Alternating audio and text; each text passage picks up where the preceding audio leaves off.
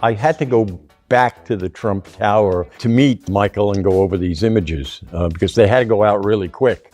You know, like the next day they had to go out because this is the big event. I probably got to Trump's suite probably at about 2:30, 3 o'clock in the morning. I was gonna wait for Michael. So I waited, no Michael, and I waited, must have been about 45 minutes. I'm still waiting for Michael. And there was a guy there leaning on one of the columns. And so I thought, okay, well, he's obviously a God who's kind of watching me.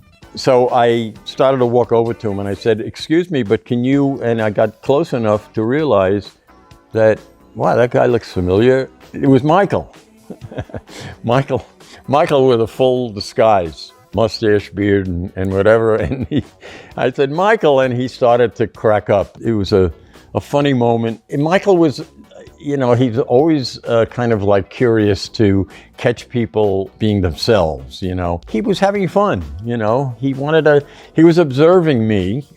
You know, I worked with him twice before, but he never really knew enough about me that I guess he wanted to spy on me and see what I was alone picking my nose or whatever I was doing. So at that point, him and I sat down. I brought my light table and we went over all these images. It was really interesting that night because I got to know more about him. He opened up a bottle of wine and I was there for probably a couple of hours going over the images with him, and we were talking about stuff. And he had just done an interview for, I don't know what network, and it was a tour of his Neverland. And he started to tear up and he said, you know, Dick, I don't know what to do anymore. When I'm totally out front and I tell people exactly the way I am, they sort of misconstrued it and turned it around against me, because he says truth doesn't really matter when it comes to the media. They want to create an agenda, but they also want to add things that are not who I really am, because I guess who I really am is not interesting enough for them,